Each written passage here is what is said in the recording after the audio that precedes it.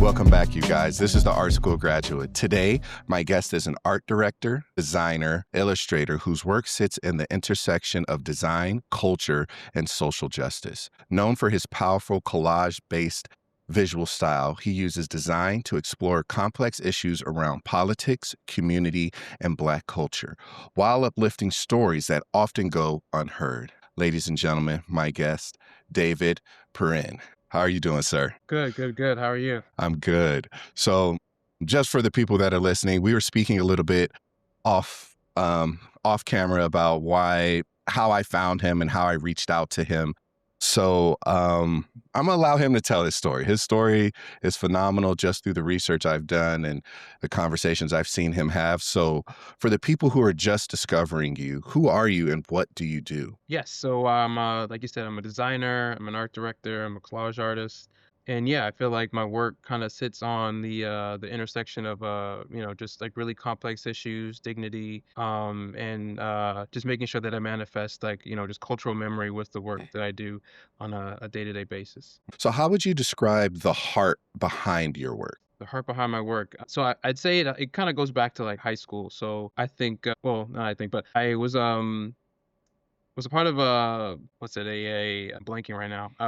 It's all The good. collegiate high school that so I basically graduated with like a high school diploma and associate's degree at the same time. But a part of that program, I had to create a capstone project. Within that capstone project, my project was on basically institutionalizing like Black history, right, in Mm, schools, in classes, and everything like that. And some of the things that I found were that dignity kind of within archiving isn't it's not promised. You know what I mean? mhm, Like you kind of have to like kind of manifest it within the work that you do, right? As an mhm, educator, as a design thinker, that sort of thing. And so like it's kind of like on us to really manifest and create um an archive and a history and a mm, mhm, legacy that we want to be remembered, at the end of the mhm. day. Because there's so many stories that are untold. Um, and yeah, so like from there, I kind of took that as like a personal call to action in terms of the work that I do. And so, from there, and kind of went on and jumped into, did various things, but that kind of was like the core of the Yeah. how I got started in that work. So I'm just curious, why did you choose that? What led to that choice of, okay, let me use this as a capstone when probably others were choosing something a lot more, I don't want to say fun, but more intriguing. So what was your thought process behind that? Well, simply put, it was like my demographics that were like in Mhm, my school, in my classes, like how I like stood out, how I interpreted. Like I'm gonna just use American history, how I interpreted American history, and mhm, who was shown, who wasn't, how various stories were told, the civil rights movement, characters and actors within that movement, how art was also portrayed. I was taking art mhm, classes kind of for the first time on a collegiate level, and I'm at a community college, and so what is the basis of understanding in terms of like mhm. I'm just going to use American history in terms of like the in terms of curriculum and everything, right? Yeah. So like who am I taking in and why Mhm, am I taking them in? And who's forgotten, at the end of the mhm, day. And so through that process of like again, just taking these basic, entry level courses, on a college campus, I'm noticing a few things, and mhm, so, yeah, I think I wanted to try to hone in on the why, but then mhm, also tap into like what my responsibility is mhm, to get that message out, right, mhm. and to be a steward like in that space. Yes. Um, Okay. That's interesting because it's just like I feel like a lot of people choose stuff that's close to heart. You know what I mean? Where it's mhm. just like they start to realize like, hey, something's missing. And I feel like when people have that kind of initial thought, they make some of the most dope work. It's like you can feel the passion, you can see the love. It's not just, I hate to say it, paint thrown on a wall or Right, right, just right, right. like everybody knows what that means, but it's just like that's awesome. So just curious, I know your journey in design was not traditional. You started in accounting, then moved through nonprofit, and then you went to design. So talk us through that journey of like, okay, accounting, design, nonprofit. How did all this happen for you? Yeah. So, I mean, I mentioned high school. I was part of the NAACP Youth Council back then. And so I think some of that, like, I didn't know the word social justice back then. I used civil rights, and so some of that, I guess, civil rights work kind of was, kind of bubbling up, and I felt a personal responsibility to, my people, to just basic civil rights, just like learning a lot as a youth, right? I'm like, how many things are still, yeah, not written in policy, and Hmm. so, taking that and holding on to that as my core, helped me navigate, my career, as Hmm. I decided to kind of,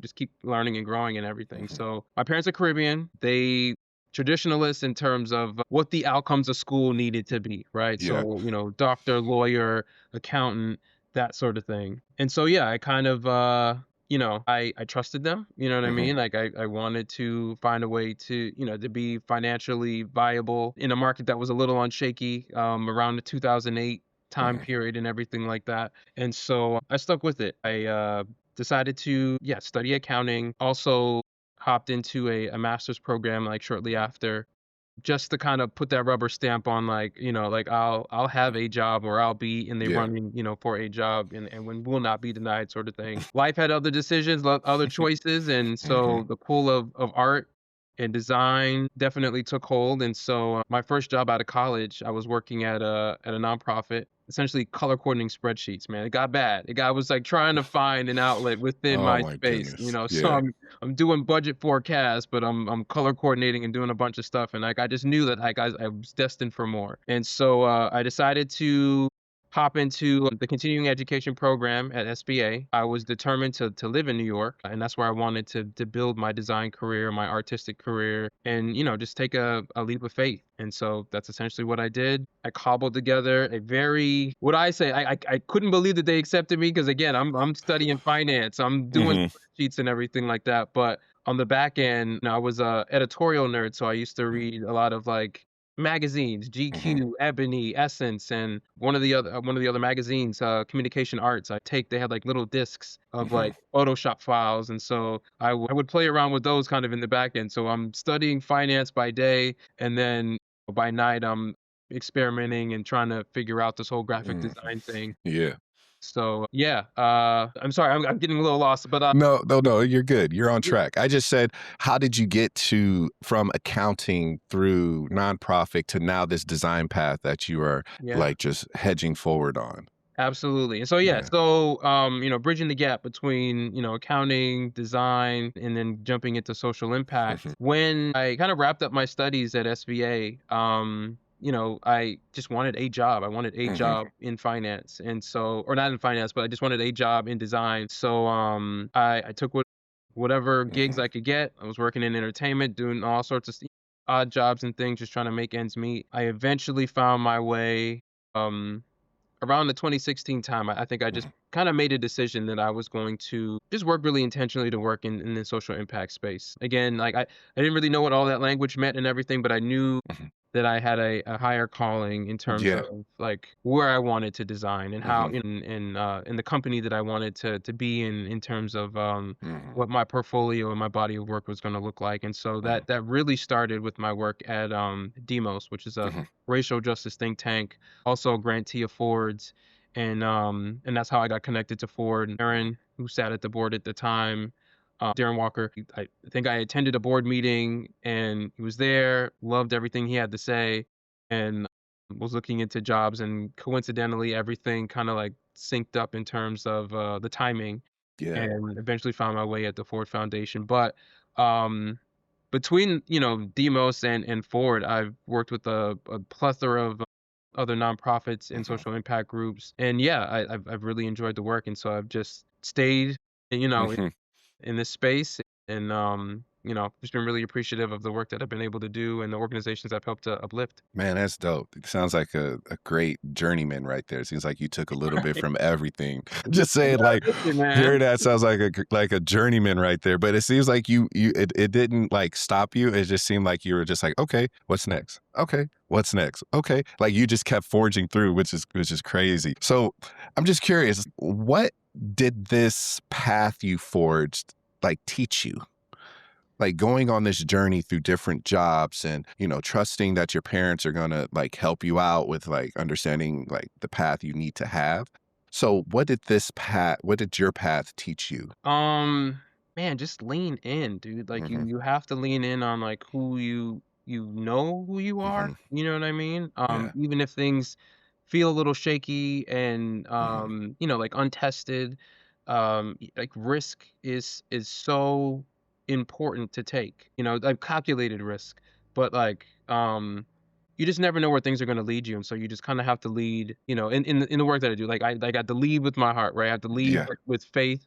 So stepping outside of design principles a little bit and just kind of lean on external forces to kind of push you forward in Mhm. terms of yeah, just what you're receiving, Mhm. from your environment, and and in terms of like forging your path. I think a lot of ways I grappled a lot with like my contingency plan with Mhm. accounting. Like I was so hard on myself about it. I was like, man, like I missed the moment. You know what I Mhm. mean? Like I missed, there were so many people of my age group that had graduated and were forging their way in whatever career path that they had Mhm. chosen. And like in that same moment, I decided to go back to school and pick up another skill, one that was untested. You know what Mhm. I mean? And so, yeah, I didn't need to be so hard on myself, you know what I mean? I Yeah. needed to kinda take one step after the other and see where it was gonna take me, but, I would say, yeah, just, like, don't rock the boat in terms of, like, the internal energy you have in terms Mhm. of your contingencies, right? So, like, they're there, but also, lean into who you think you are, and, you just never know what's on the other side of that. Right, right. So back to this journeyman story, it seems like through your own job and then even places you've lived with, from Texas to Florida to Michigan. Now you're stable in New York. With all that going on top of having Caribbean parents with Jamaican roots and all that information. So you're working with a lot here. So how has this layered sense of like forgive me, identity influence the way you see like community, image making, and culture? Right. I've seen a lot of different like just like topologies, right? Like Mhm. communities and cities and people from all kind of like different walks of life, right? I've seen rural life, I've seen bits and parts of like city life and suburban life and everything. And so like and even yeah, being Jamaican, going back to the island and just trying to, take all those life lessons and take all those people that and I'm mentioned people, I'll get back to people in a second, but like people and communities and really kind of, just hold them tightly, right? Hold them Mhm. tightly, hold them close, and sit with the different visibilities Mm. that each group has, right? And so that's kind of the things that I carry, with all the moves and everything. I think I charted it. I think I went to like 11 different schools between preschool and elementary. And so like it's a lot of different types of people, different Mhm. communities and everything that and I've been a part of. And so, the one thing I do believe at the end of the day is the power of people, the power of Mhm. community. I've seen it just work in various ways. And so I think Mhm. it's really important for me to like to hold all of that as I, continue on with my work in all aspects and all fronts. So let's talk about your work a little bit. This visual language, your collage work has a very distinct voice within it. When you did collage, was it a technique that brought you to it, or was it something in the process that made you feel like, hey, this is something I can deeply connect with? What was it about this collage work? And I'll share some with the people a little bit later on. But what is it with this collage work that first attracted you to it? I think it was just my love for photography, right? Like I Hmm. mentioned the magazines from back in the day. Like I still collected those kind of as an adult. Hmm. Moving to New York, one of the hubs for magazine publications and everything. So being able to grab those up and still participate and partake. In terms of medium in art school, I really wanted to be a portrait artist, and so I did a Hmm. lot of digital portraits and everything like that. Also had a bit of a stint in doing some pop-ups in New York, Hmm. in trying to just like showcase other people, showcase myself, showcase my art and everything. But there was something about collage that Hmm.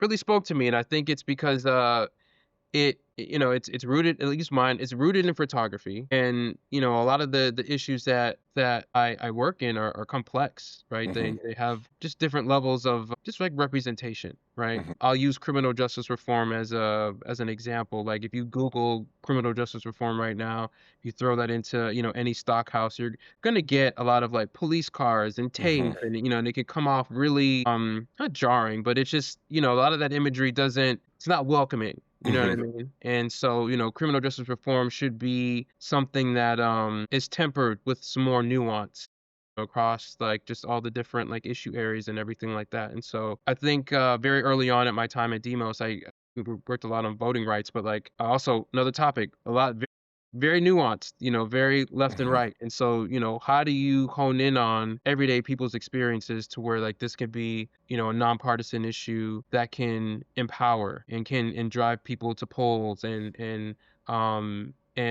be galvanizing at the end of the day. You know what I Mm. mean? So Yeah, yeah. so just yeah, I think as a medium, I'm constantly picking and plucking, for texture, right? Like I Hmm. always believe in like in this work, I feel like, again, like things are nuanced and they should be textured. They should Hmm. have some depth to it. And so yeah, I'll attribute some of that early learning to art school and some of my early Hmm. collage class. I made some really cool work, Hmm. in my early classes and everything like that, and that kind of definitely spilt out into the real world. So yeah, I'm just happy I found it as a medium. Yeah. So I've talked to other collage artists, Adolphus Washington. Um, it's another gentleman I'm forgetting, but I always was curious about this one question, which is what can collage communicate emotionally or symbolically that other design approaches sometimes cannot? It's the human hand of it all, Hmm. right? It is taking imagery that already exists, whether it be archival, whether it be, something that's on a specific issue Hmm. area, and helping to humanize, I think, really Mm. humanize the issue or the topic, Mm. right? And again, I mentioned nuance, I mentioned textures, like it just gives you supplemental, just visual examples, things that can resonate Mm. in real time in a way that I think is poignant and grounding, in the work and everything. And so, Mm. yeah, like I said, just very humanizing and hard to miss. Like it's Mhm. hard to, you get the point when you see it, type of thing. So how do you decide when when an image should be either like comforting or challenging, or do you choose to make it both, or is it just a theme you have that you're working with at that time? So how do you choose your images? That's what I'm really curious about too. Yeah, it really depends on the tone. I know for Ford, like we lean more on the empowering end of the Hmm. spectrum in terms of imagery, and so and I love that. That's kind of like been my ethos within even stepping into collage as a medium, is that like I want um uh, Excuse me. the subject matter, whether it be like a policy change, whether it Mhm. be a group of individuals, an organization, whatever that image is supposed to represent, for it to feel empowering at the end of the Mhm. day. And so yeah, it's really dependent on tone. I try to stay away from the things that are gonna make feel folks feel taken advantage of Mhm. or disenfranchised, that sort of thing. And I think there's a time and place for all of that. And obviously there's a spectrum, but I think my job is to take the best bits, Mhm. put them in, have the cause, have the problem, but also try to come up with a solution, right? And so I'm trying to balance the two at best, but Mm. doing it in an empowering way. That's dope. So I know we just touched on a few of like the theories of why you choose and this and that. So let's talk about like the process. So what comes first? Is it concept? Is it emotion, texture, symbols? Like what is it for you when it comes to when you sit down and you have your initial thought or your initial spark? What is it comes first? Is it note taking? Is it image sketching? Or is it just going through a magazine, sitting there and just cutting things out? Right. It really depends on the subject. It really depends on the subject. I've done a lot of posters last year for a few documentaries, and so obviously I need to know you know, this Okay. subject before I hop in. So yeah, learning a little bit about the subject and then pulling out those visual cues, pulling Hmm. out like what makes sense as a visual, and then what makes sense as a secondary and a Hmm. third. Like how do I layer on these feelings and emotions and these items that pertain to like the bigger broader story. Yeah. So is it okay if I share your website so we could just you can talk Yeah, me through one of them? yeah. Okay. So I'm gonna share this screen. For the people watching, you'll be able to see it. But for the ones listening, I'm gonna allow David to explain what you're seeing here. So you tell me which one you would like to go with, and I can enlarge it. Right. So I'll go with It Takes a Village, that first Okay. one. Yeah. So this was a piece I made for the Brooklyn Children Museum. It Mhm, was an art installation for Art Rink. And the theme was It Takes a Village. And so mhm, like I'm visually trying to embody like what that means. And so being that the work needed to be curated for the Brooklyn Children's Museum, I wanted to do this thing that like um really just like involved a lot of hands, right? mhm, Involved a lot of hands, a lot of people.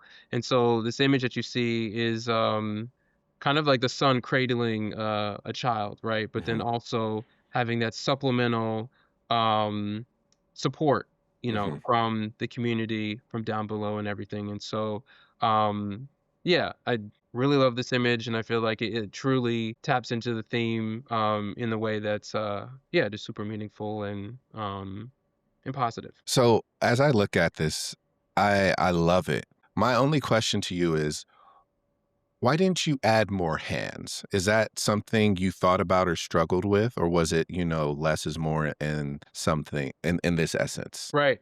So yes, that's a good question. So one of the things I struggle with, I think, quite a bit is this juxtaposition between less Mhm, is more and more is more and whatnot. And so yeah, I've definitely from the start of my work to where I am now, I think I've scaled back in terms of imagery and everything, just to kind of make the point. Sometimes the work can feel a little busy, in like in my earlier pieces and everything like that. So I mhm, wanted something that was just kind of like easy to look at. Again, just leaning into the less is more. Um, mm, thought about that, thought about more hands and everything, but I was like, you know what, let me hold off and try to, try to have a little tact in terms of yeah. you know what I mean? So what was the size of this? This I think was like I think it's like 30 feet or something, like 30 feet tall, but Wow, I don't know what the length was, but it was like, got yeah, it you. was pretty, yeah, pretty tall.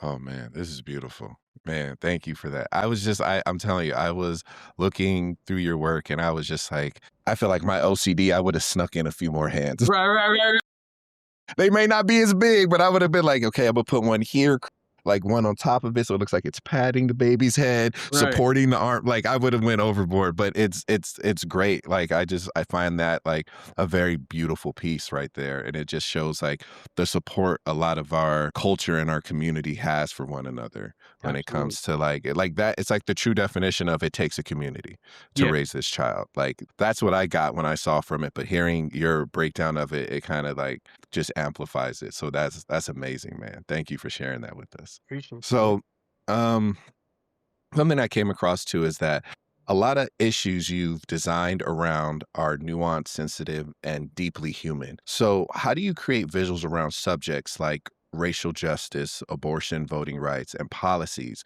without flattening the people and the communities centered at those stories? Simply put, I just lean into empowerment. It is the bedrock of my work. I mean, I'll bring up that, the just the stock houses and Mhm. again, if you type in these issues, 90% of the time, 100% of the time, collectively, they aren't things that like Right.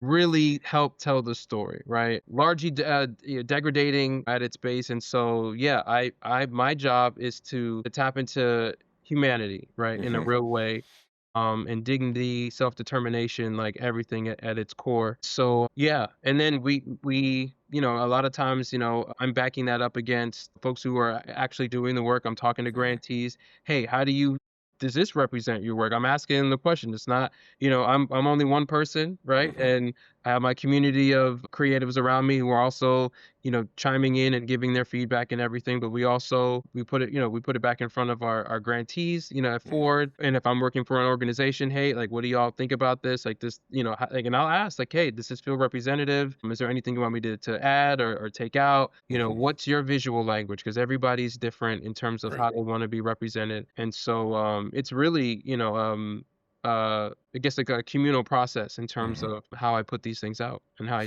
put them together. So how do you personally navigate that tension of doing it through your eyes, but also making clear like what's at stake here and empowering and trying not to wash out the voice? Like how do you balance that tension? Well, it's knowing a little bit about the subject, right? And Mhm. so, just doing my due diligence, highlighting, pulling out points, like what do I think the layman's terms visual could be for this particular thing, or subject or organization, and just helping to build kind of a mood board of like what feels right, you know what I Mhm. mean? And kinda going from there and picking and choosing, of what makes sense. Sometimes I even send that mood board out to the organization before I even start, cutting stuff out and collecting. Mhm. What would you add? What would you take back? I have an example. I did the visual design for our East Africa office. We had I think they're celebrating their 65th Mhm. or 60th. I'm sorry, like 2 years ago. And I didn't ask them to do this, but they did it anyway. But they created a mood board for me. I think Mhm. I'd asked for like a handful of images, like if you had, because I didn't want them to do too much Too research and too much. much Yeah. legwork.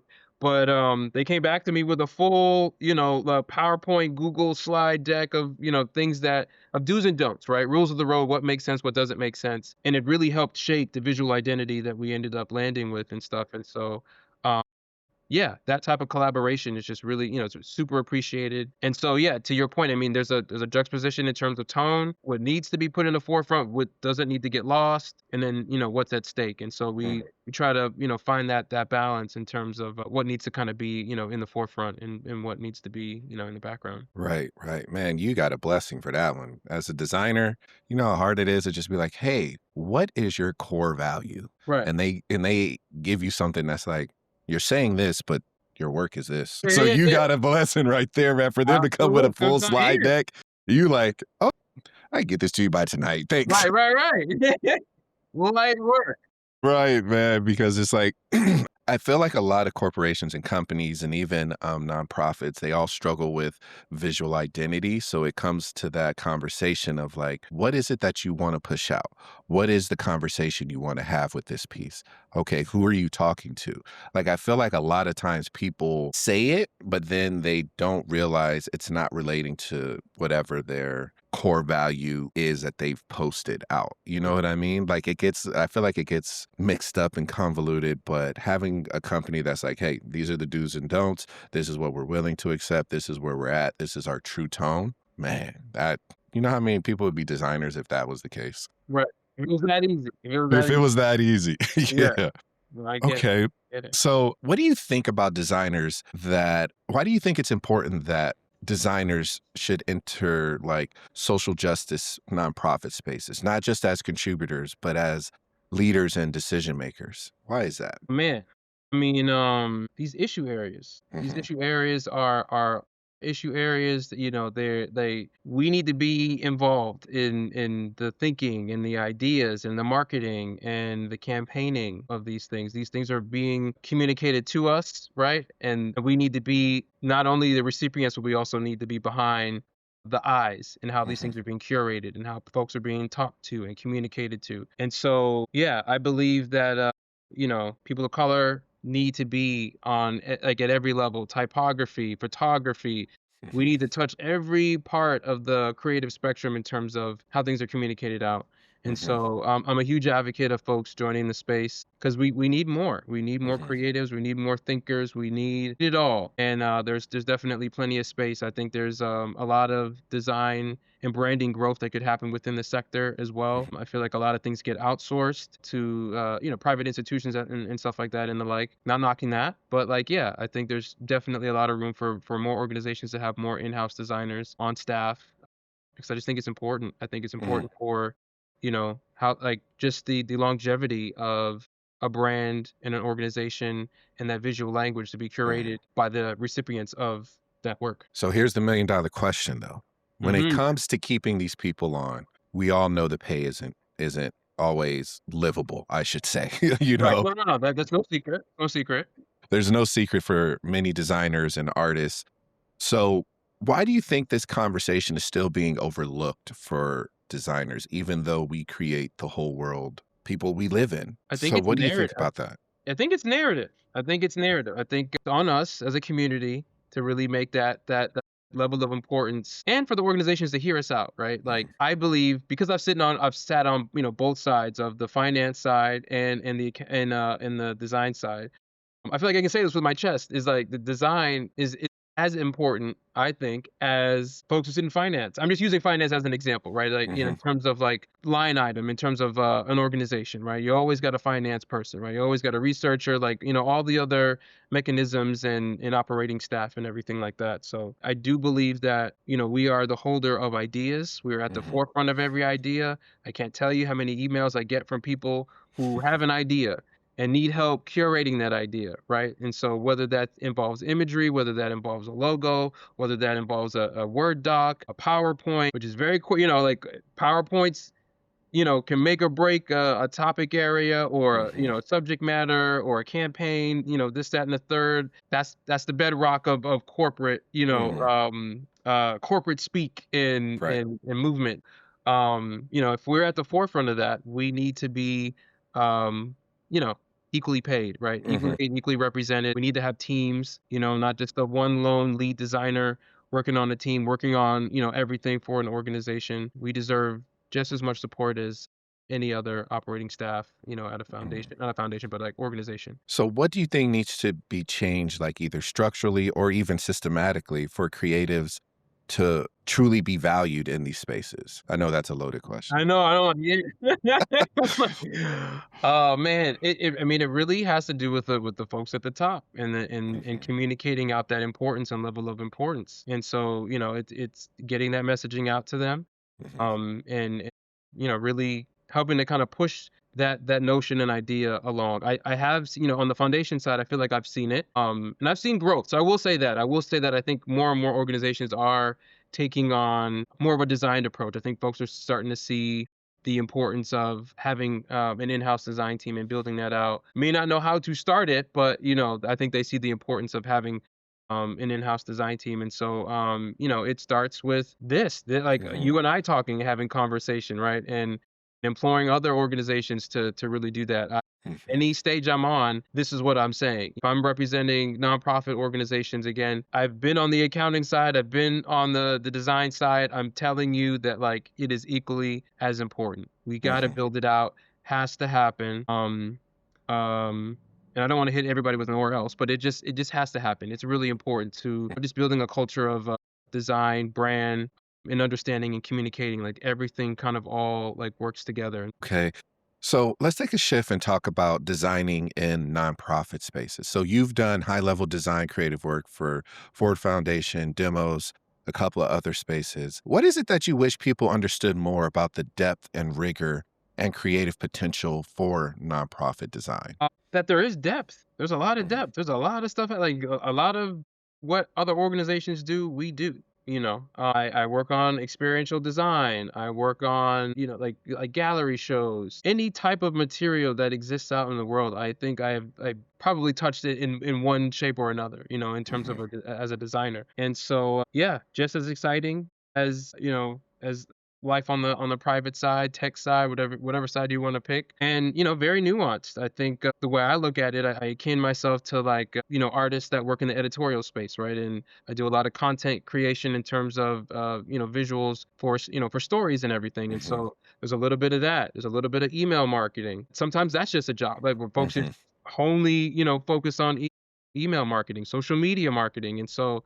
Um, and those campaigns, depending on how we create, who we're in the room with, have the power and potential to shift policy, to shift public perception, and that goes back years. And so like there's a rich history in how design in the nonprofit space, organizing space can help shift the needle Mm. in terms of again public perception, Mhm. campaigning, policy. And so yeah, I think more folks should definitely be on this side of thing and take its nuance seriously because it's Mhm. fun. I think it's fun. It's interesting. It's intriguing, and yeah, has a lot of room to grow in Mm. terms of yeah, future. So, how has working in this like arena sharpen your understanding of responsible design? just honing in on the stories, honing in on policy. It's made me, working for a global organization, just like have more of like a world view, a global view of, certain topic issues. And which also I think is just important. We're moving in a more global society Hmm. anyway. And so, yeah, how do we start to look at things not through my singular lens as somebody that lives here in the United States, but from a global lens? And why is that important? And tapping into the why, and also, like I said, like, and being more communal and working with Hmm. folks from different backgrounds, different regions, and hearing their stories and making sure that their work is best represented in the voice that they want to have out into the Hmm. world. And so, yeah, it's definitely made me, yeah, just super sharp. Language, how do we, do we include, different languages, all sorts of things. It's definitely helped make me a lot more rounder in terms Okay. of designing. So, what jewel or gem would you give a designer who's contemplating either going into nonprofit mission versus agency and commercial work? What would you tell them that is like very underestimated about this path? How enriching it is. I think, I hear a lot of, I'm in a lot of conversations with folks, and this isn't to, not bad mouthing anybody who works, in the private sector, but I get a lot of private sector conversations about their work on the day to day, and, folks working to kind of keep the lights on, or, compromising, on certain values just to kind of, have status quo sort of thing. Hmm. And so I think the enrichment part is a huge part. I think, like I said, like I think being where I sit, just having a global view. I think, even the things I'm able to do outside of the organization, and the people that I've worked with in terms of, Hmm. documentary, editorial, just different issues and topic areas. Like, there's just so much variety in the types of work that you can jump in on and support, especially in times like right now, you know what I mean? And again, I'm jumped into this more in a response to, I was gonna do this stuff anyway, but I think 2016 really spearheaded my Hmm. acceleration in wanting to give myself up to the social impact space. But yeah, I think about, my parents, living in the 70s, and like them not really having the time or space to really participate Hmm. on, in the civic engagement level that they would, would have loved. And so, yeah, I think it's a great opportunity to be able to flex your muscle, Hmm. share your support, uh, for organization and causes that are really meaningful to today, because they're so important and vital to the lifeblood of, not only America but also, globally as well. That was beautiful. I might even think about it. That was just well, that man, just because we as a designer, we find these projects, right? And I've been part of that where it's just like it's a great idea, but then the whole thing that comes down to it is monetary. And that's the hard part for a lot of people. But I think the way you explained it, sharing how you speak with other people that aren't creatives and how they feel about their work, it's like you guys have to like see the big picture. It's not as much as our society and the push for like bigger, badder, who's flossing, who's showing off more, who's got the best thing. It's kind of like it's like a soul value or moral value that Hmm. you gain because it's just like you don't know who's in that space that can know somebody whose uncle is somebody, whose mom is the secretary somewhere that could easily just be like, hey, this person did this wonderful project here. I think we could bring them on. I feel like they did that path of like the quick, fast gratification of like, oh, yeah, I work for, so and so design house or so and so design firm. And it's just like, okay, but it's not like I don't know.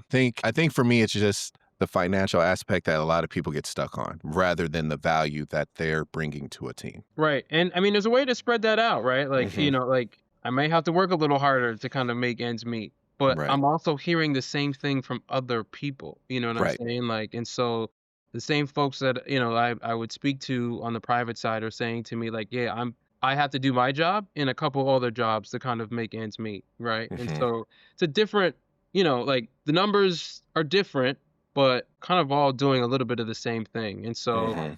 if you can create a base somewhere, Yeah. then why not? Right.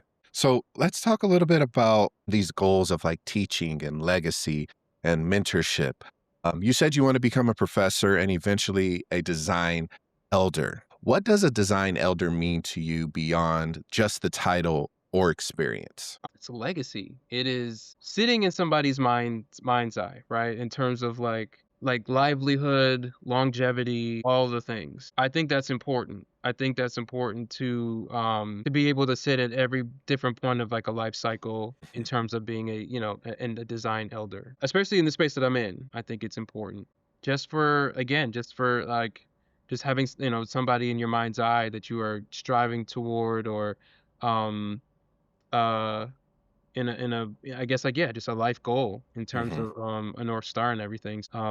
Being a pillar and what that responsibility means, right? And sharing your visual identity with others as they kind of go along their design path and everything. I think it's really vital. I think I see it in different avenues, different mhm, spaces, going to art school. It exists in a lot of different in a lot of other communities, and so I think it should also exist in ours as well, mhm. and that history should be well documented and cemented and celebrated. So, as we stay here for a minute, I'm just curious, what did you discover on your own that you want to make easier for the next generation of Black and brown designers? Um, just that notion of leaning in, trusting who Mhm, you think you are, the work that you want to put out, whether that, do the corporate thing. You could do both, right? And so mhm, learn the skills that it takes to navigate as a designer, right? So building the PowerPoint decks and building the posters and the websites and all that good stuff. But like, mhm, just really experimenting and tapping in to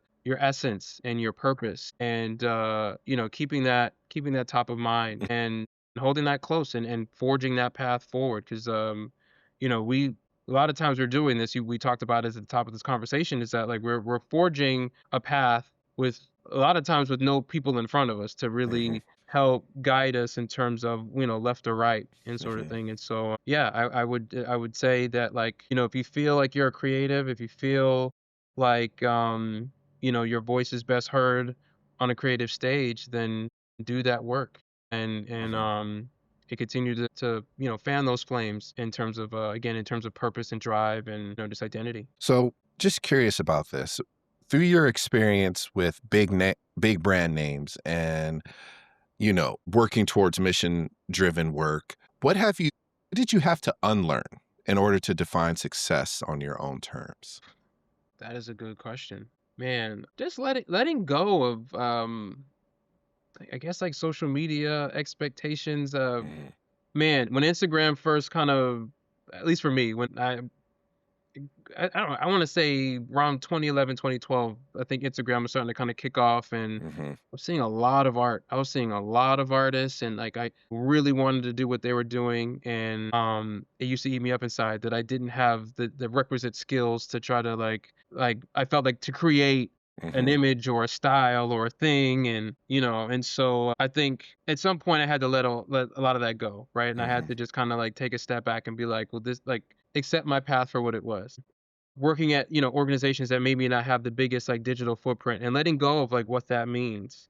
And so knowing that, like, I'm going to use a Philly term, but like trusting the process, right? And really embodying what that means, and mhm, kind of just letting my skills take me where they needed to go, sort of mhm, thing. And so essentially letting not certain things, well, yeah, letting certain aspects of like that fame, or like whatever that is, that visibility kind of die a little bit for the sake of like honing my own craft, right? mhm, And so still have, you know like big dreams of like, fame, fortune, and all those things and mhm, whatnot. I'm currently forging a path on a more fine artist tip right now, so I'm really mhm, excited about where that's going to take me. But yeah, just believing in timing, right? And mhm, then and yeah, just really trusting yourself that you'll kind of get yourself from point A to point B, talking to mentors, talking to, folks in your community, tapping into resources, just knowing that like not everything has to happen all at once. mhm, And that it can be stretched out over a timeline. So when you feel comfortable that like things will kind of start to open up mhm. for you, and not to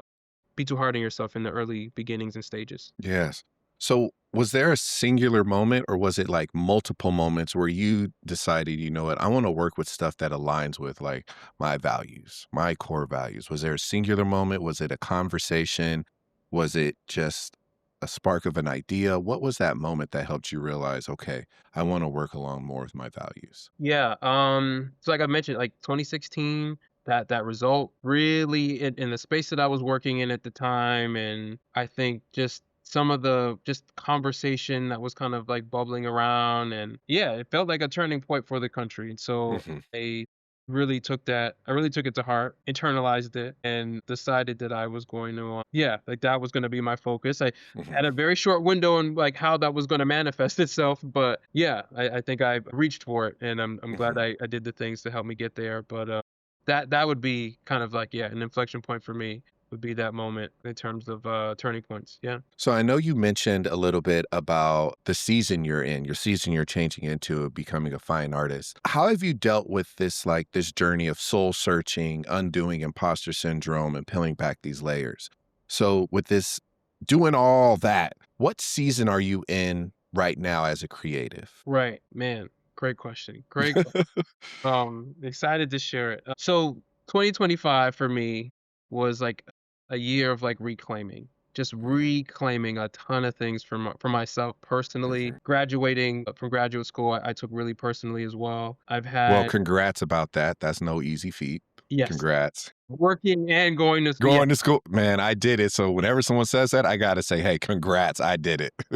thank you. Thank you. Yeah. Thank you. Thank you. Yeah, man. I mean, yeah, that last semester, like in tears, right? Like like just thinking like pushing through imposter syndrome because I've gotten really close to finishing a master's at one point in my life. And my parents never let me forget that. But only myself too, you know what I mean? So Mhm, like, yeah, so like having that as like a chip on my shoulder moving into 2025 and being able to sunset that on my own terms felt really great. Another thing, not design related, but design related. I never got a chance to go to study abroad, and so I wanted to spend some time down in Mexico City. The impetus of that trip was Design Week. And mhm, so I was able to spend a lengthy amount of time down in Mexico City and everything and meaningful. So like mhm, reclaiming things that I think just get growing up and mhm, just working and growing and everything just didn't have the time and space to do. So as I say all that, moving into 2026, being an artist, being known for my artwork outside of an organization, I think I've dedicated a lot of time to social impact work. We'll still continue to do that work, mhm, but I want to make a name for myself and my brand and in the artwork and everything like that. That's independent of assignments and commissions and everything. And so really excited to kind of dig into that work right now. So mhm, I'm currently seeking out fellowships and grants and all the things right now in this moment. I'm trying to think what else. Oh, and then continuing my book series, Amadou. So I mm. illustrated a book a couple years ago. Amadou Goes to School. Working on making that a series, and so yeah, definitely jumping in on that this year, and I'll have like probably like two releases by the end of the year and stuff like that. So I'm really excited about jumping back in there. But yeah, man. It is a year for I always say like just moving forward, right? Mhm, And so just constantly, whatever that means, checking off these lists and manifesting and just the things that I want to see out in the world and who I am and sharing my right, story as an individual mhm. to, my audience and my community and stuff. So really excited about jumping in. So all about moving forward. That's dope. That's dope. So I don't wanna brush over the book, though. So let's talk about Amadou Goes to School. Indeed. What did illustrating your first children book unlock in your creativity? Like, emotionally, physically, skill set? What did it unlock for you? It unlocks a lot, so much. Mhm, You mentioned imposter syndrome. I had that's been in the making for a while, and it mhm, sat on my heart for a very long time. I knew very important. I did that in partnership with my buddy Mo. He was the writer on the book. Yeah, I mentioned wanting to do digital portraits, and so mhm, like I felt like I never really got to see that through as an artist, as an individual artist, and so creating a book of that scale with pages, something that's like continuous and has mhm, continuity and emotion and all sorts of different things was definitely a challenge for sure. mhm, And it took a lot to kind of like overcome. in terms of yeah, just wanting to kind of get that out into the world. It was really, really important. The story's really, really important in terms of just representation. My buddy's Senegalese, and so he really wanted that story to be out into the world. And a Mhm. lot of that had to do with his upbringing, but it was a Mhm. shared upbringing in terms of like first days of going to school and in a new environment, coming from in a new country and everything like that. Mhm. And so it felt really important to tell that story and also make it inclusive, Mhm. of the spaces that we kind of like grew up in and everything.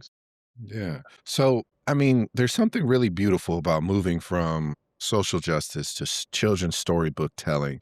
Do you feel like these practices feed each other, or do you think they kind of stand alone in their own, section or column, I should say, or aisle, better yet? Yeah. No, I think they definitely speak to one another for Mm. sure. I think they're very interpersonal stories that we're doing on both ends. We're both on the social impact front, but also, in the storytelling front. And I took the essence of those to kind of be almost like one and the same. Mhm. And so different practices obviously, but what they represent, I think, come from a homegrown place and influence community in one way or the other. I've gotten folks, and we put this book in different languages, and so like having friends, out in like Portugal come back and be like, yo, like we love this book, and having people out, um, Haiti, Paris, Mhm. like, like, yo, like thank you for making, like, yeah, putting this in different languages and everything like that. And so Yeah. having it have more of a global feel was super, super important. And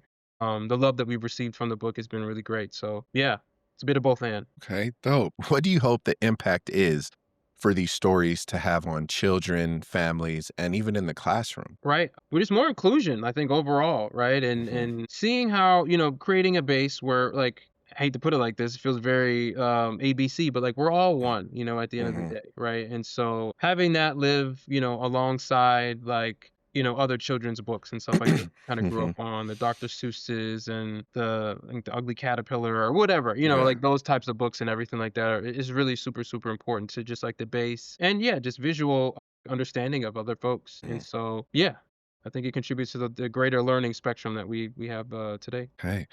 So let's talk about the future a little bit. Let's step into this realm as we're coming to the end of this wonderful conversation. I know you have a ton of dreams. I feel like you're a man of many ideas and thoughts and sketchbooks with everything written down that you want to come to fruition for you. So, which dream do you feel the most urgent to do right now, and why? Really, the fine art piece to me is the just for me and my self journey as like a designer, artist, creative. Yeah, I think I've put myself visually, my identity and the things kind of like on the back burner. I think I've embodied, shouting out my parents, who've been working in the medical field and contributed years in those spaces. Same thing for me, like always kind of being on, yeah, the social impact end or the care end of the Mhm. work. And so, I work, I do this work for other people and other people's behalf and so Mhm. on and so forth. And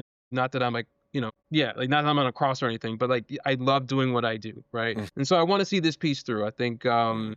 again, I mentioned 2025 as being a year of reclaiming. I think this fine art piece is just really important in terms of like who I am, in my essence and like how I want to move forward and everything and express my creativity and my voice and also share that with other, share that with my community. I think there's a lot of lessons and things that I've come to procure over the years, and so I want to be able to share that and represent that out, on a larger scale and stuff. So I'm really excited for that, to be honest. Mm. So it's like a both and also teaching. So starting to teach intro to graphic design in the fall, for the audience at Baruch. So if you're interested, you're in the New York area, definitely sign up. I'm super excited for that. So being able to kind of give back to my alma mater in that way, super, super important. And so, yeah, those 2 things are Dope. really important. Yeah. Okay, let's have a quick fire round. Okay. These are just whatever comes to mind, or even one word, whatever helps you get the answer out the fastest, okay? Okay.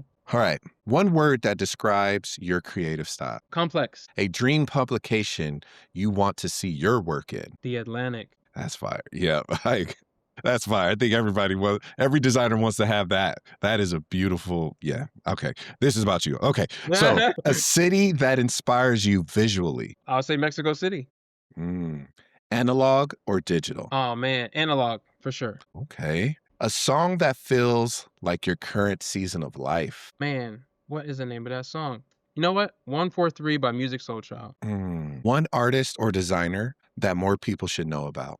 Deborah Roberts. Okay, cool. So, when everything is said and done, what do you hope your design work has given back to Black culture, to the community, and to design itself? Oh, man, just a visual language, just a history of Mhm, visual language that folks can inspire the next generation to partake from. And yeah, I hope, I'm going to source everything. So I want people to mhm. know the histories that are being talked about of the pioneers that I like to, bolster up and put up into my work and everything. So I hope these people live in the archives and the history books for a very long time. So, we're going to come to our reflection part of the podcast, where I'm just going to ask you a couple of questions, okay? And just give it a little bit of thought. But if a young Black designer heard your story and thought, I want to do meaningful work too, but I'm scared. I don't know if I can sustain a life doing these things. What would you honestly tell? Make your ends meet. Make your ends meet at the end of the day. Don't be afraid of that. But find a way. Find a way to kind of give back. It may not be in the full-time realm.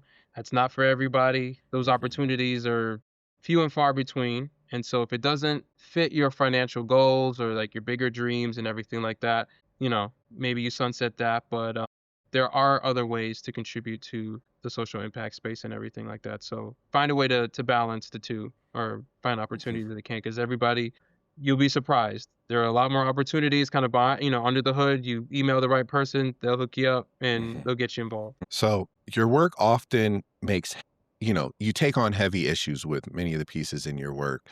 So how do you keep your humanity intact? While constantly designing around pain, injustice, urgency. Like how do you keep your mental health healthy? See a therapist. Not for this work, but just in general, I Mhm, think it's just a good practice. When you can, what makes sense to you. And I dabble in joy. I dabble in a lot of joy. mhm, You can ask a lot of my colleagues. I'm going to art shows. I'm taking care of self and showing up for my friends and family. So finding ways to kind of, fill all the buckets where I can. Don't try to stretch myself too thin. I've learned that the hard way. I've definitely dealt with that, and so trying to do a lot better in terms of time management and all the things. But you got to have joy. You got to tap into mhm, self, play video games, read, play guitar, just things that kind of take your mhm. mind off of everything, do a little bit of painting, some scrapbooking, whatever it is. But find your joy. I think I would, I'd throw that out. So what do you want people to say your practice stood for when it's all said and done? What do you want people to say your practice stood for? Empowerment, man. Empowerment at the end of the day. I think there are still a lot of histories that kind of keep us down mentally. And Mhm, so that's my job. My job is to empower, to educate. And so yeah, I want to keep fueling that as a momentum for everybody to kind of move forward. I have the mentality everybody eats, you know what I mean? mhm, Each one teach one, that sort of thing. And this is a communal thing, and that we could all, be the best versions of ourselves mm. outside Yes. of class and education and everything like that. So it doesn't have to look one way, that it can Mm, look very different, but as long as you get there, you get there. yes. David, sir, this has just been a wonderful conversation. Where can the people find you and what projects do you have? Oh man, we got some pieces coming out for Ford in a couple of weeks that I'm really excited about. Can't share with you just yet on those, but we got some pieces coming out. Like I said, I am fellowships. I am gonna develop an art show and an art showcase pretty soon. So I'm excited for that.